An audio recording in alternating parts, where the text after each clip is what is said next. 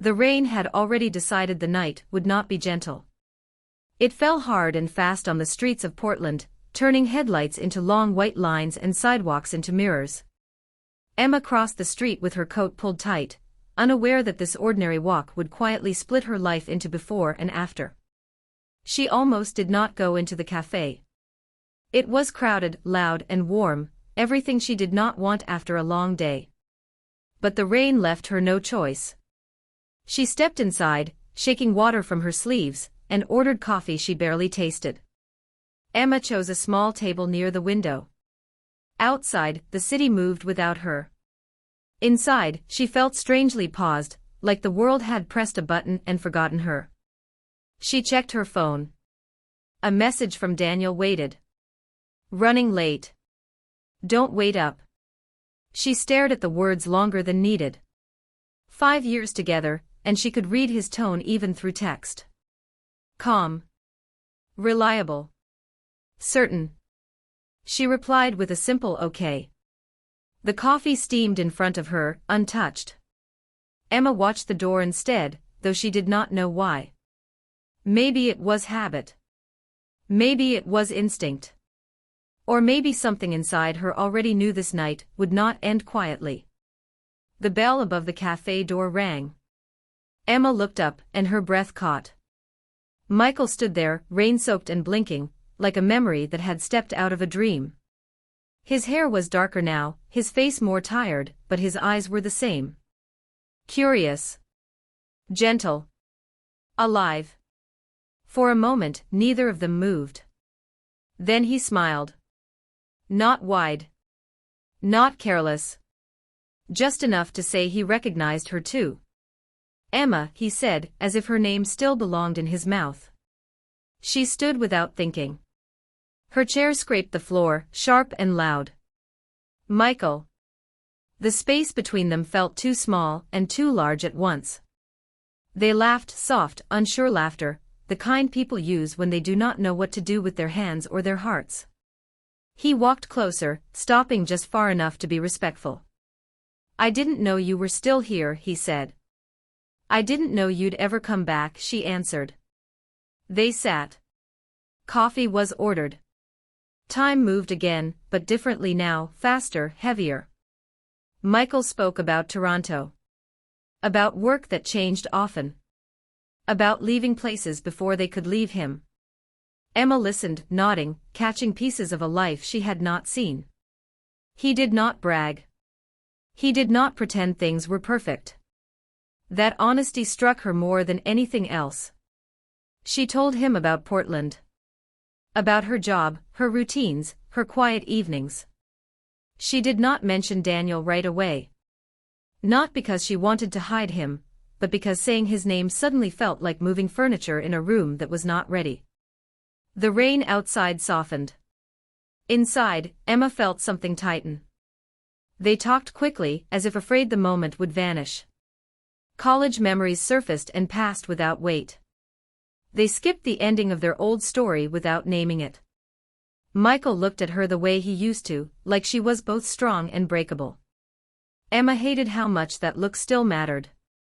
I thought about you, he said, carefully. She believed him. I did too, she admitted. The words sat between them, honest and dangerous. When they finally stood to leave, the night felt thinner, like it could tear. Outside, the rain had slowed to a mist. They stood under the cafe light, unsure. I'm staying a few days, Michael said.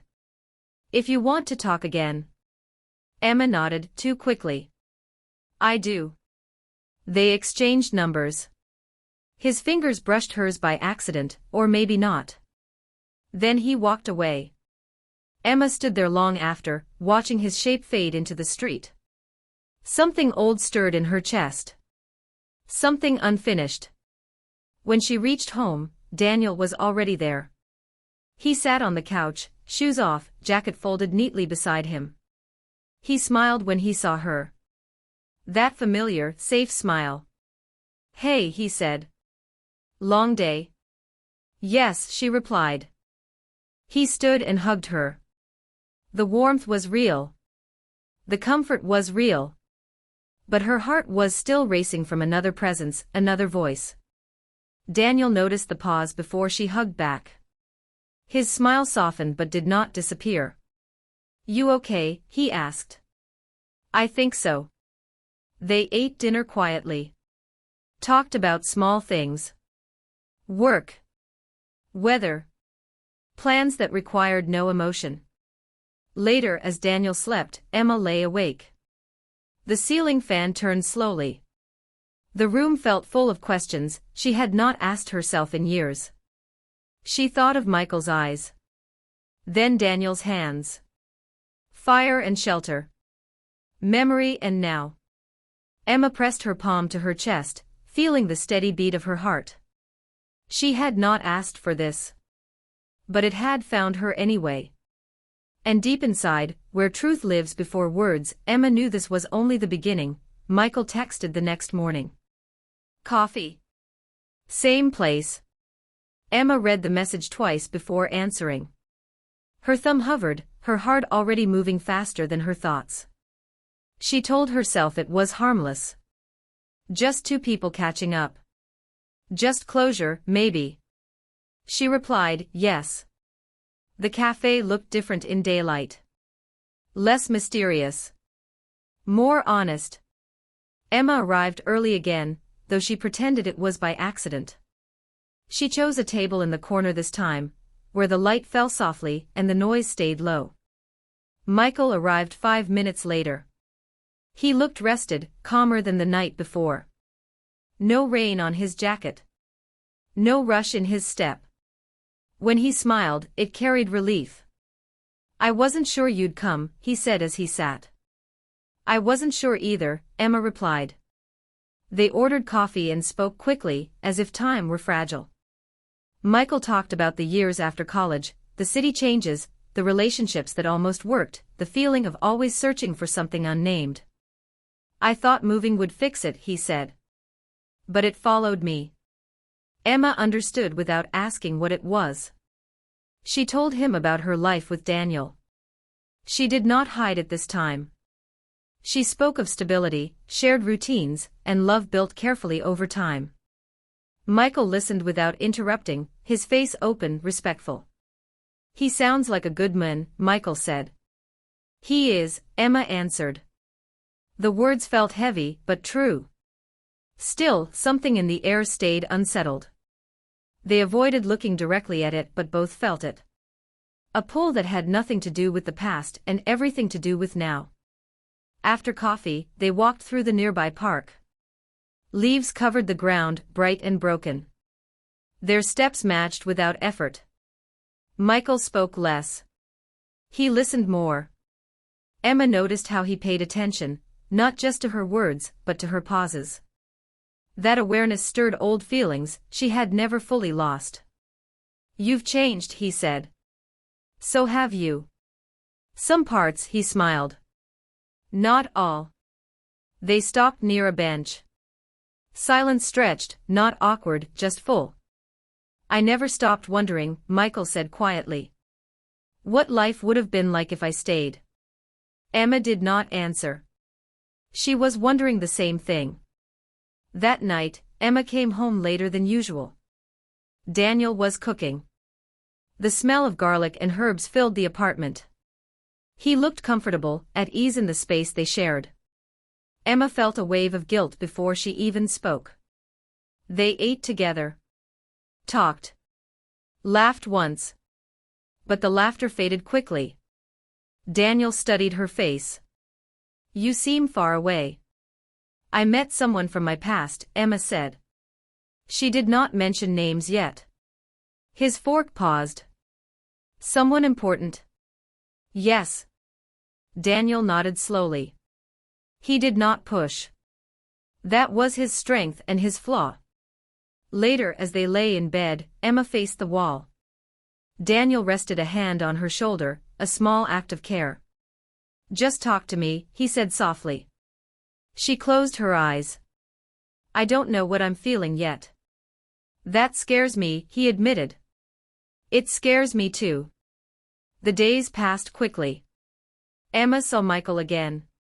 Then again. Each meeting felt natural, easy, like slipping into a familiar coat. They talked about books, music, regrets, and small dreams that never left. Michael never crossed a line. He never touched her beyond a brief hug. Never asked her to choose. But his presence alone was enough to stir questions Emma could no longer ignore. One afternoon, they sat by the river. The water moved fast, careless and free. "I don't want to ruin your life," Michael said. "But I can't pretend I don't feel this." Emma stared at the water. "I don't want to lie anymore." She realized then how tired she was of holding herself still. That evening, she stood alone in the apartment, waiting for Daniel to come home. Her chest felt tight, her thoughts loud. When he arrived, she did not delay. "I'm confused," she said. "And it's not fair to you." Daniel listened, pain visible but controlled. "Are you in love with him?" Emma swallowed. "I don't know. But part of me never stopped loving who I was with him." Daniel looked away. The silence hurt more than words. "Sometimes love isn't loud," he said finally. "Sometimes it's choosing to stay." Emma nodded. She respected him deeply in that moment. Maybe more than ever. That night, sleep did not come. Emma lay between memory and promise, longing and loyalty. She realized something painful and clear. Love did not replace itself. It added weight. And her heart was carrying more than it could hold. The chill of autumn had settled over Portland, brushing red and gold leaves along the sidewalks. Emma walked slowly through the park, her hands stuffed in her coat pockets. She thought she could think clearly here, but the crisp air seemed to sharpen every question she had been avoiding. Daniel noticed her distance before she ever said a word. He had learned to read her silences over 5 years. She sat across from him at dinner, staring down at her plate, and he knew something was breaking inside her. "Emma," he said softly, placing his hand over hers. "I can feel it. You're somewhere else." She looked up. The words she had been holding in her chest felt like a stone rolling toward her throat. I need to tell you something," she whispered. Daniel nodded. He did not panic. He just waited, steady and calm, giving her the space to speak. "I met Michael again," she said. The name landed between them like a quiet storm. His face did not change at first. He inhaled, slow and measured. "I see," he said. His voice was soft, almost kind, though Emma could see the flicker of hurt in his eyes. "I didn't mean for it to happen," she continued. "It's not like I planned to feel anything. But I can't ignore it. I can't pretend it doesn't exist." Daniel remained quiet. He let her finish, letting the truth flow without interruption. When she finally stopped, he leaned back in his chair, studying her carefully. "I love you," he said at last. "You know that. But I can't compete for your heart. If it's not fully here with me, I won't force it." The words cut deeper than anger ever could. Emma felt her chest tighten. I don't want to hurt you," she said, voice trembling. "You're not hurting me by being honest," he replied. "If anything, hiding this would hurt more." Emma's mind raced. She remembered every quiet moment with Daniel, every laugh shared, every late-night conversation. They had built something real, steady, and warm. And yet, Michael stirred something different. Something alive. She thought of Michael's eyes the night he returned, bright and curious, holding her gaze like he had never left. She thought of the way he listened to every word, the way his laughter made her chest ache. She thought of the long walks, the park benches, the honest conversations that made her heart remember what it felt like to feel entirely alive. She was caught between two lives. Daniel saw it. He had always seen everything. "I need to let you go," he said finally. "I can't hold someone who isn't fully here. But I hope you know. I'll always love you. Always." Emma nodded, tears brimming in her eyes. She wanted to reach for him, to tell him it was okay, that she would figure it out, but she couldn't. She had to make her own choice, one that would hurt deeply no matter what. The following days were a blur of emotions. Emma met Michael more often. They walked through the city streets, talked about books and music, shared laughter that felt like it belonged only to them. He never pushed her, never demanded her heart. He waited patiently, quietly, letting her decide. Emma realized that Michael had grown, too. He was patient now, aware of consequences, understanding of limits. He had learned that love could not be forced, that it had to be offered freely. And he offered it, gently, without expectation, which made her heart ache more than desperation ever could. One evening, Emma found herself sitting by the river with Michael, the water moving fast and bright under the fading sun. "I don't want to ruin your life," he said, voice low, serious. "But I can't pretend I don't feel this. I can't pretend I don't want you." Emma looked at him, the wind brushing leaves across her lap. "I don't want to lie anymore," she said. "Not to anyone. Not to myself." They stayed there quiet, watching the river move. It was a small, fragile moment of clarity amid the chaos of emotions surrounding her. For the first time in weeks, she felt the weight of everything she had been avoiding. When she returned home that night, Daniel was waiting. He looked tired but not angry. He had given her space, but he had also waited, hoping she would choose honesty. She told him everything, about Michael, about the pull she felt, about the confusion in her heart. Daniel listened, pain flickering in his eyes, but he remained calm. "Sometimes love isn't loud," he said finally. "Sometimes it's quiet. Sometimes it's choosing to stay even when it's hard. You need to follow your heart, Emma, but know that leaving isn't a failure. It's a choice." Her heart ached as she watched him, as she felt the weight of what she might lose. Daniel's love was steady, safe, enduring. Michael's love was passionate, alive, awakening parts of her she thought were long gone. Emma lay awake that night, thinking of both men. She thought of Daniel's warmth and quiet strength. She thought of Michael's fire and honesty. And she realized that love did not always come in simple packages. Sometimes it was complex. Sometimes it was heavy. And sometimes, one love was not enough. By the time the city lights dimmed outside her window, Emma understood the truth. Her heart was divided, her feelings irreversibly tangled. Whatever choice she made, someone would be left in the quiet aftermath, and she would carry the memory of both loves forever. She closed her eyes, pressed her hands to her chest, and let herself feel the ache. She knew the days ahead would be filled with more questions, more longing, more impossible choices. But she also knew she could no longer run from herself. Her life had changed. Not because of a single moment or a single decision, but because love, real, honest, complicated love, had returned. And for Emma, that was enough to know that nothing would ever be simple again. The first snow came quietly, soft and slow, covering Portland in a thin white blanket. Emma walked down the familiar streets, her coat wrapped tightly around her, and thought about how much had changed in the last few months. Everything had shifted, her heart, her choices, the life she thought she knew. Daniel had said goodbye with quiet dignity. He had hugged her once, a long embrace that felt like letting go without resentment. "I'll always love you," he had whispered, and she believed him. She had not seen him cry, but she imagined the nights he spent thinking about her, just as she had thought about him.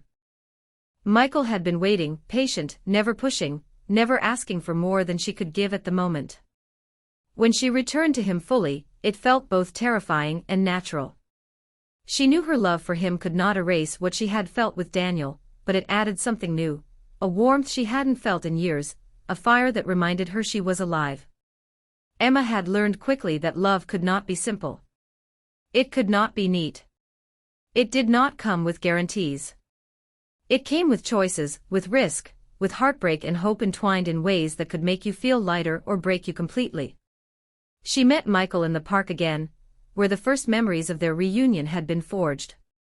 The snow was falling faster now, covering benches, tree branches, and footprints.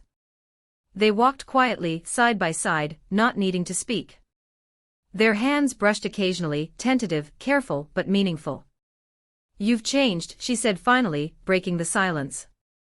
"So have you," he replied, eyes scanning hers, searching for traces of the person he had loved long ago.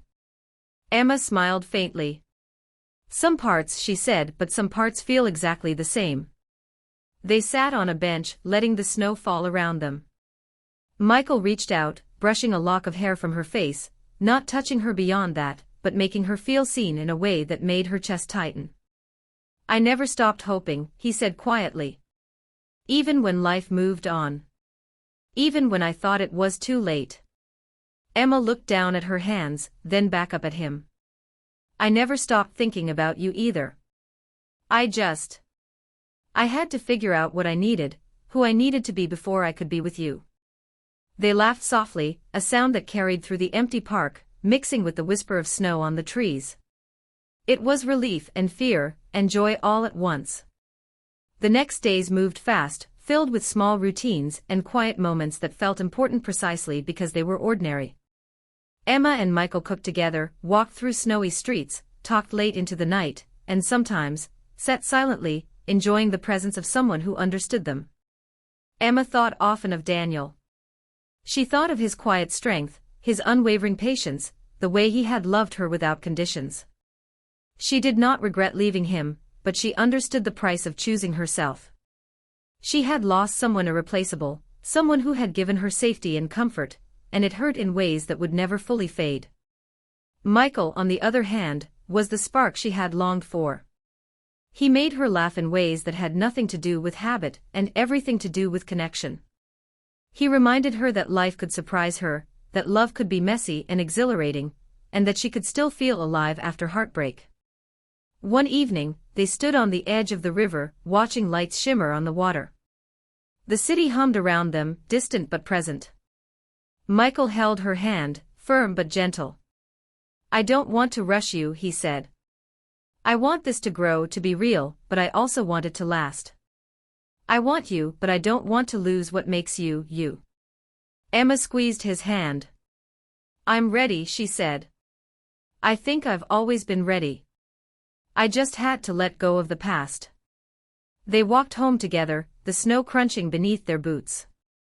Emma realized she was not scared anymore, at least, not in the way she had been before. Fear had been replaced by something stronger, understanding. She understood that love was never perfect, that it demanded courage, and that it sometimes required letting go of what was safe to find what was true. Back at her apartment, she looked out the window at the quiet city. Lights reflected on the snow, twinkling like distant stars. She thought of Daniel again, and a soft ache settled in her chest. She hoped he was warm, happy, and at peace. She knew he would always be a part of her story, just as Michael now was. Over time, Emma and Michael built their life slowly, carefully. They shared dinners, quiet mornings, laughter, and the kind of love that was steady but alive, passionate but patient. She never stopped remembering Daniel, but she learned to carry that memory lightly, letting it be a part of her without controlling her. Emma learned that love does not always come in neat packages. Sometimes it arrives in pieces, sometimes in moments, sometimes in ways that challenge you to grow. Sometimes it asks you to choose, not between right or wrong, but between comfort and truth. She also learned something more profound: one love could never replace another. One person could not fill every need, satisfy every longing, or answer every question. Love was not meant to be simple or singular.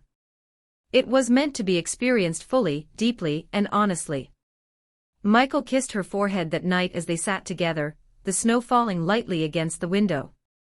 "You're amazing," he whispered. Emma rested her head on his shoulder. "I'm learning," she said. "I've learned that love isn't about holding on to one thing forever. It's about letting yourself feel it, however it comes." Outside, the snow kept falling. Inside, the apartment was warm, filled with quiet laughter, conversation, and the kind of peace that comes not from certainty, but from acceptance. Emma realized, finally, that the heart could hold more than one story. It could remember, long after the moment had passed, the people who had shaped it. And it could move forward, carefully, beautifully, into what came next. She had loved deeply twice, and she understood that it was not weakness or failure, but proof that the heart could survive, and even thrive, after heartbreak. As the city slept under a blanket of snow, Emma smiled softly. She had learned the most important thing about love: it could be complicated, messy, even painful. But it could also be extraordinary, life-changing, and worth every risk. One was never enough. She had known that before. But she had also learned that every love, every choice, every moment of honesty and courage, left her richer, stronger, and ready for whatever came next. And as she held Michael's hand, and watched the snow drift past the window, she finally felt whole in a way she had never felt before. The past would always be a part of her. The future was waiting, bright, unknown, and full of possibility.